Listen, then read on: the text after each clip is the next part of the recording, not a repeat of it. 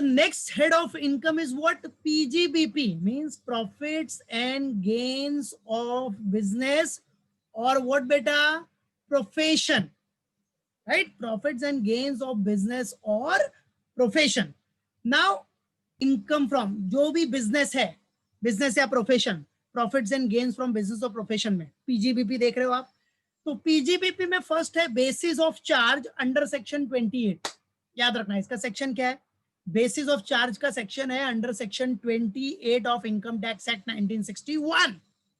Okay, so section 28 states that the following income shall be chargeable to income tax.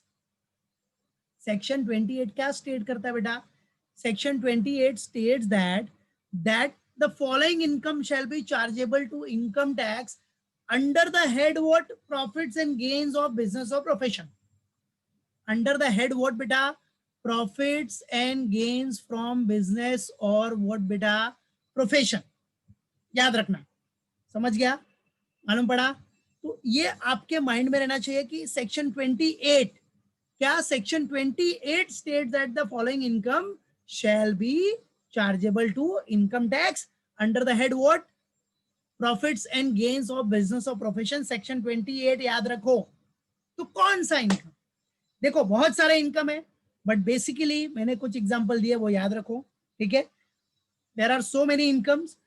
अभी देखो सबसे पहला तो प्रॉफिट या गेन्स हुआ बिजनेस और प्रोफेशन से, तो वो आपका क्या हो गया? PGBP. That is what your profits and gains of business और प्रोफेशन. बिजनेस कर रहे हो तो अगर आपको इनकम डिराइव्ड हो रही है, income derive by a trade, professional और सिमिलर एसोसिएशन, इनकम आपको मिल रहा है ट्रेड एसोसिएशन से, प्रोफेशनल एसोसिएशन से, या जो भी सिमिलर एसोसिएशन है, फ्रॉम स्पेसिफिक सर्विसेज परफॉर्म, आपने कोई स्पेसिफिक सर्विसेज दी है, बराबर है, उस एसोसिएशन के मेंबर को, या आपने कोई स्पेसिफिक सर्विसेज दी है, वहां से भी अगर आपको इनकम हो रहा है, तो that is what your PGBP. PGBP means what is PGBP? Yes, PGBP मतलब क्या हो गया आपका? Profits and gains from business और प्रोफेशन. याद रखना बेटा.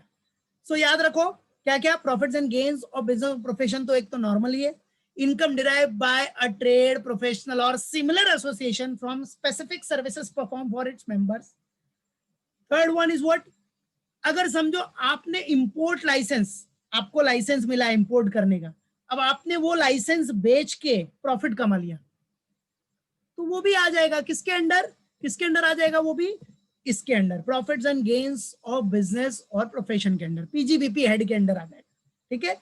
तो profit on sale of import licence, याद रखना, अगर आपके पास इंपोर्ट लाइसेंस है, वो इंपोर्ट लाइसेंस आप किसी को बेच रहे हो, बराबर है, आप किसी को बेच रहे हो और उससे आपने प्रॉफिट कमाया, तो वो आपका प्रॉफिट चार्जेबल टू टैक्स हो जाएगा अंडर कौन से हेड के under? Profits and gains of business और प्रोफेशन. बराबर है? उसके बाद लाइसेंस तो पता है ना, बहुत इंपॉर्टेंट होता है. लाइसेंस आप किसी को बेच के प्रॉफिट भी कमा सकते हो, तो वो प्रॉफिट किसके अंडर चार्ज होगा? वो प्रॉफिट के ऊपर टैक्स भरना पड़ेगा, तो किसके अंडर, कौन से हेड के अंडर आएगा? Profits and gains of business और प्रोफेशन के अंडर. फिर क्या बोल रहा बेटा? Export cash assistance earned by any person from government. अगर आपको एक्सपोर्ट करने के लिए कैश असिस्टेंस मिला, कैश की हेल्प मिली है, बराबर है, गवर्नमेंट से, तो वो भी आपका बिजनेस इनकम हो जाएगा. Profits and gains from business and profession में आ जाएगा, पीजीबीपी में. याद रखो क्या बेटा, क्या बोला मैंने बेटा? What I said, that export cash assistance earned by person from किससे बेटा? गवर्नमेंट से, तो वो भी आपका क्या हो जाएगा बेटा? Profit and gains from business और profession, that is PGBP. PGBP याद रखो, शॉर्टकट हम लोग क्या यूज करेंगे बेटा? Here we will going to use what? PGBP. Shortcut word use करेंगे, शॉर्टकट PGBP मतलब profits and gains from business और प्रोफेशन. ठीक है?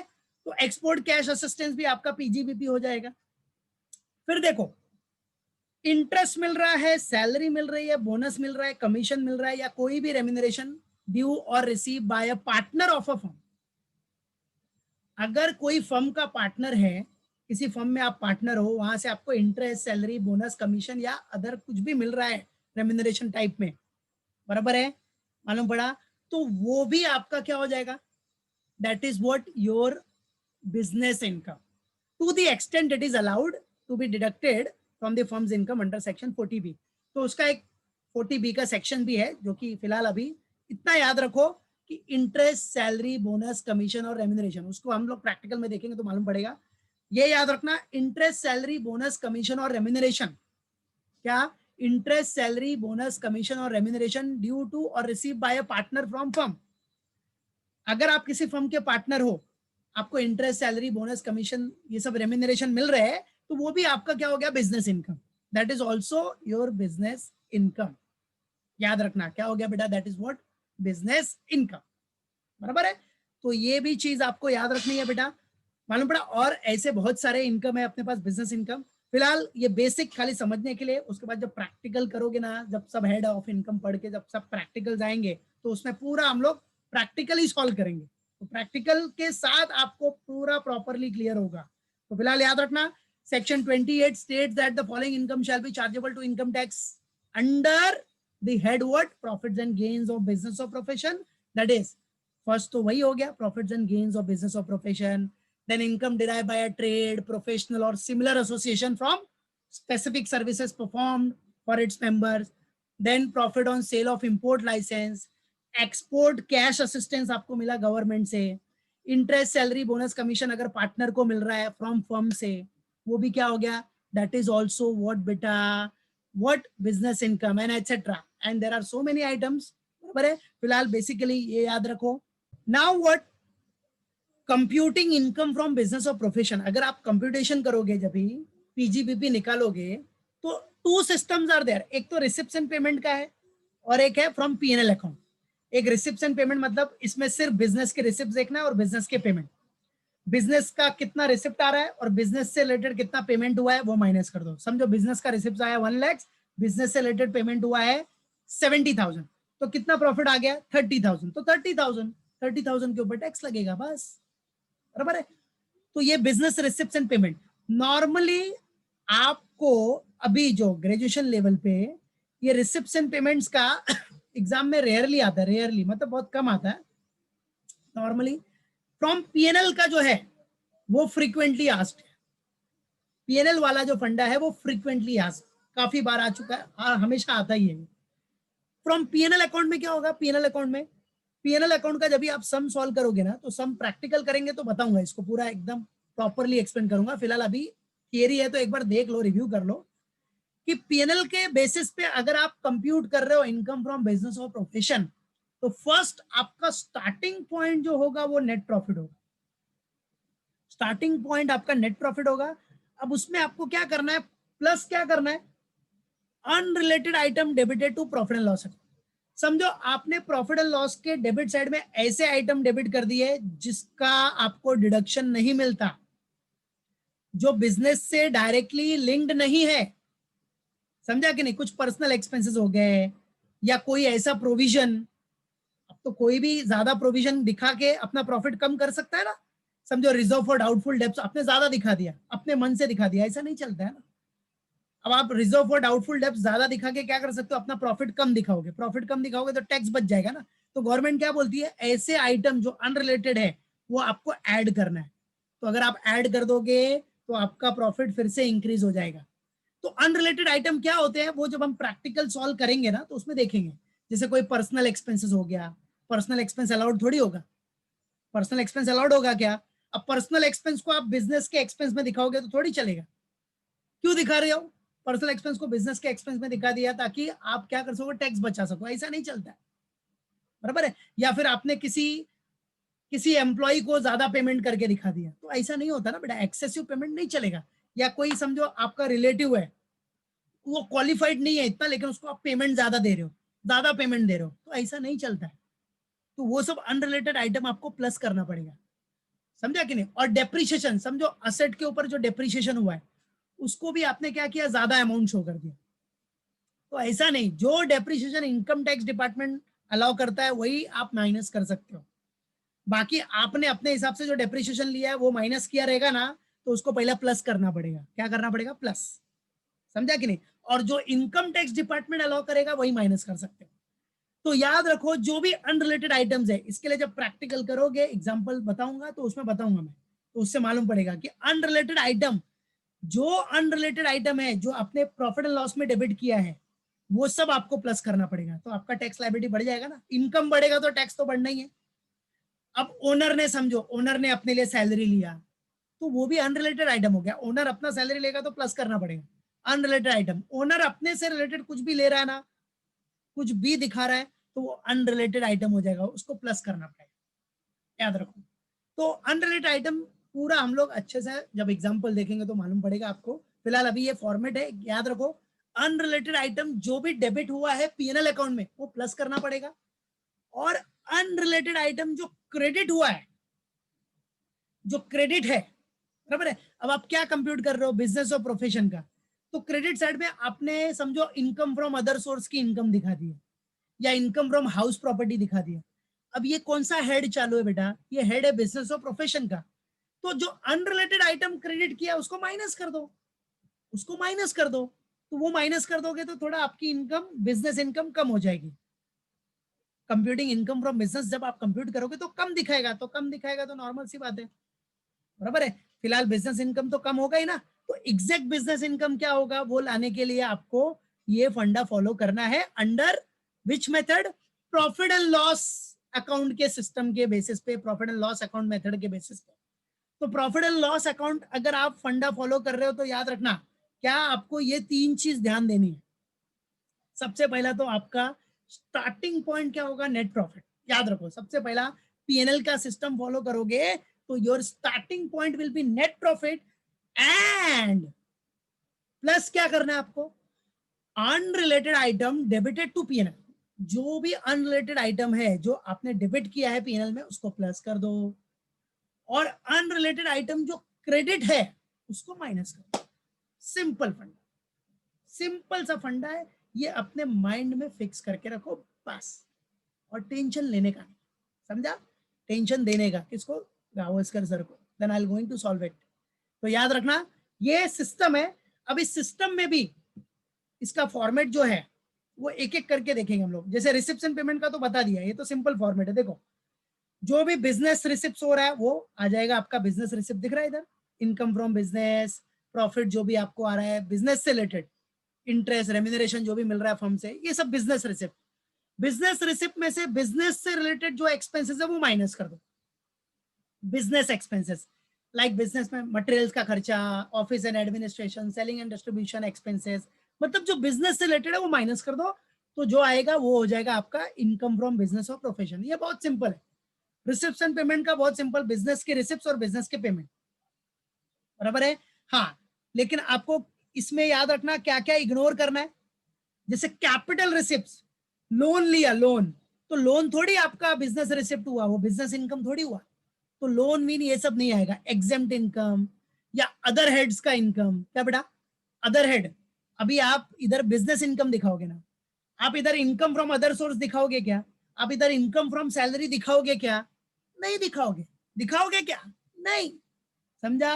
तो इधर इनकम फ्रॉम सैलरी नहीं आएगा, इधर इनकम फ्रॉम हाउस प्रॉपर्टी नहीं आएगा, इधर कौन सा आएगा, सिर्फ रिलेटेड टू बिजनेस और प्रोफेशन का इनकम, बराबर है कि नहीं, मालूम पड़ा। तो इसलिए अदर हेड का रहेगा तो वो दिखाना नहीं आपको। सेम वैसे ही पेमेंट से रिलेटेड। अब पेमेंट भी क्या होना चाहिए, बिजनेस से रिलेटेड होना चाहिए, लेकिन वो पेमेंट आपका रेवेन्यू नेचर होना चाहिए, जो ऑपरेशंस, बिजनेस ऑपरेशन से रिलेटेड आप पेमेंट करते हो। कैपिटल एक्सपेंडिचर होगा तो अब आप बोलोगे सर कैपिटल एक्सपेंडिचर, मशीन खरीदा, मशीन, मशीन भी तो बिजनेस से रिलेटेड है ना। बेटा मशीन कैपिटल एक्सपेंडिचर है। Machine is what, it's a capital expenditure, वो असेट साइड में जाता है। मशीन आप इधर नहीं दिखाओगे बिजनेस पेमेंट में, बिजनेस एक्सपेंडिचर में आप मशीन नहीं दिखाओगे। मशीन आप कहाँ दिखाते हो, मशीन को असेट साइड में दिखाते हो, बैलेंस शीट के असेट साइड में, बराबर है। वो आपका कैपिटल एक्सपेंडिचर है। हाँ, मशीन के ऊपर कुछ डेप्रिसिएशन हुआ, कुछ रिपेयर्स एंड मेंटेनेंस हुआ तो वो आप इधर दिखा सकते हो, बट मशीन आप थोड़ी दिखाओगे, कैपिटल एक्सपेंडिचर आप नहीं दिखाओगे, बराबर। बड़े एक्सपेंडिचर जो कैपिटल एक्सपेंडिचर है वो आप बिजनेस पेमेंट में शो नहीं करोगे, उसको इग्नोर करोगे। और क्या, जो भी पर्सनल एक्सपेंसेस है, पर्सनल एक्सपेंस आएगा क्या बिजनेस के पेमेंट में, नहीं।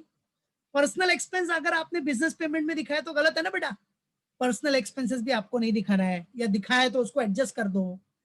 और अगर कोई अदर हेड का एक्सपेंस है तो वो ये हेड में क्यों दिखा रहे हो? अदर हेड का एक्सपेंसेस इस हेड में थोड़ी आएगा, समझा कि नहीं?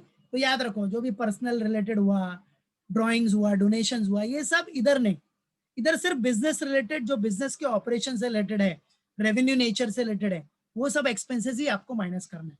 तो इसका format it's very simple, that is business receipt जो आया है आपको, उसमें से बिजनेस पेमेंट माइनस कर दो, तो आपको मिल जाएगा नेट इनकम फ्रॉम व्हाट बेटा? बिजनेस। अगर कोई भी पेमेंट ओनर से रिलेटेड है, ओनर से रिलेटेड है, तो उसको आप बिजनेस एक्सपेंस में ट्रीट नहीं करोगे, बराबर है? डिविडेंड हो गया, डिविडेंड पेड, तो that is not business expense. Dividend paid तो आपका शेयर होल्डर से रिलेटेड, ओनर से रिलेटेड होता है ना, ओनर से रिलेटेड, तो वो सब नहीं। फिलहाल तो इधर डिविडेंड की बात ही नहीं आएगी, टेंशन मत लो, बराबर है? क्योंकि यहाँ सोल ट्रेडर का जो एक सिंगल ओनर होता है उससे रिलेटेड अपने को करना है, ठीक है, बराबर है? तो वैसे भी डिविडेंड क्या होता है? ओनर से रिलेटेड, तो वो आपका बिजनेस एक्सपेंस में नहीं आएगा, उसको एप्रोप्रिएशन ऑफ प्रॉफिट बोलते हैं। That is what appropriation of profit, याद रखो। यस बेटा, very good, correct. Now this was what बेटा? First system, that is receipts and payment. अब बच्चा लोग सेकंड वाला देखो, सेकंड आपका क्या है? PNL system. अब ये जो पीएनएल का फॉर्मेट है वो थोड़ा बड़ा है, बराबर है, मालूम पड़ा, बट इसको मैंने कट टू कट किया है, इंपॉर्टेंट जो भी मेन मेन आपको यूज होगा। फिर भी देखो, ये आपका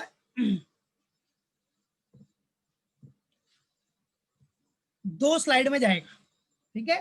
तो ये पढ़ के रखना है आपको, हाँ, इंपॉर्टेंट है। और ये इतना बड़ा क्यों है? क्योंकि एग्जाम में यही मोस्टली आता है आपको, पीएनएल सिस्टम ही आपको ज्यादा से ज्यादा एग्जाम में आता है बेटे, ठीक है? तो देखते हैं, चलो। सो अभी पीएनएल सिस्टम में सबसे पहला स्टार्टिंग पॉइंट आपका क्या होगा? Net profit as per PNL account. सबसे फर्स्ट आपका स्टार्टिंग पॉइंट क्या होगा? Net profit as per PNL account, ठीक है? चलो, अब net profit as per PNL account, जो भी नेट प्रॉफिट पीएनएल अकाउंट रहेगा, आपको क्वेश्चन में दिया रहेगा, उसमें जो नेट प्रॉफिट होगा वो स्टार्टिंग पॉइंट होगा। अब क्या करना है बेटा? आपने पीछे भी पढ़ा, देखो जो फॉर्मेट मैंने शॉर्टकट वाला बताया था, अनरिलेटेड आइटम डेबिट करना है। तो अब सब आप ऐड कौन से करोगे? जितने भी अनरिलेटेड आइटम है, बराबर है, वो आप ऐड करोगे जो डेबिट हो चुके हैं पीएनएल में। तो देखो रहे, अभी देख रहे हो, इधर देखो, सब ऐड वाले आइटम है, सब अनरिलेटेड आइटम हो जाएंगे, दिख रहा है? जहां तक ऐड गया, unrelated item debited to PNL, ठीक है? मालूम पड़ा कि नहीं? याद रखना। तो चलो, उसके बाद लेस वाले आ जाएंगे। तो अभी ऐड में सबसे पहला unrelated item debited to PNL में आ जाओ। सबसे पहला क्या बोल रहा है? अगर कोई एक्सपेंसेस है, if there is any expenses related to earlier या फ्यूचर पीरियड अकाउंट। अब unrelated item debited to PNL account में क्या हो गया? एक्सपेंसेस जो पहले के या बाद के जो एक्सपेंसेस है, प्रीवियस ईयर के या नेक्स्ट ईयर के जो एक्सपेंसेस है, बराबर है, जो आपने दिखाए हैं पीएनएल में, उसको प्लस कर दो। एक्सपेंसेस कौन सा अलाउड होता है? जो करंट ईयर से रिलेटेड होगा वो। कैपिटल एक्सपेंडिचर अगर आपने किया, जैसे कोई मशीन खरीदी और वो पीएनएल में दिखा दिया, फर्नीचर खरीदा पीएनएल में दिखा दिया, मतलब प्रॉफिट एंड लॉस के डेबिट में दिखा दिया, तो उसको भी ऐड करो, वो भी अनरिलेटेड है। पर्सनल एक्सपेंस आपने कुछ किया, उसको भी ऐड करो, पर्सनल एक्सपेंस है वो, बिजनेस एक्सपेंस थोड़ी है, वो ऐड करो। अगर कोई अदर हेड का एक्सपेंस है, expenses related to other head है, तो अदर हेड का जो एक्सपेंसेस है वो भी आप क्या करोगे बेटा? इधर प्लस कर दोगे। अदर हेड का है ना, वो तो दूसरे हेड का है, बराबर है? तो दूसरे हेड का आप बिजनेस में कैसा दिखाओगे? तो इसलिए वो भी ऐड करो। ऐड करो मतलब आपका टैक्स बढ़ते जाएगा, क्योंकि इनकम बढ़ेगा तो टैक्स भी बढ़ेगा ना, राइट? और एप्रोप्रिएशन, कुछ भी एप्रोप्रिएशन आ गया, एप्रोप्रिएशन फ्रॉम प्रॉफिट्स, कुछ रिजर्व किया, ड्रॉइंग्स, इनकम टैक्स, टैक्स तो हमको खुद ही निकलना है ना, तो ये सब अगर कुछ रहा होगा, आपने डेबिट किया होगा, तो सब प्लस करो, ऑल विल बी एडेड। ये जितने भी अनरिलेटेड आइटम है, ये 5 पॉइंट फिलहाल याद रखना, वो सब ऐड हो जाएगा पहले, बराबर है? क्या क्या? एक्सपेंसेस रिलेटेड टू अर्लियर या फ्यूचर पीरियड ऐड हो जाएगा। कैपिटल एक्सपेंडिचर अगर आपने किया है और बिजनेस में दिखा दिया पीएनएल के डेबिट साइड में, ऐड कर दो। पर्सनल एक्सपेंसेस ऐड कर दो। Expenses related to other head add कर दो, बराबर है? और एप्रोप्रिएशन, क्या जो आपका एप्रोप्रिएशन फ्रॉम प्रॉफिट है वो भी ऐड कर दो। समझ गए?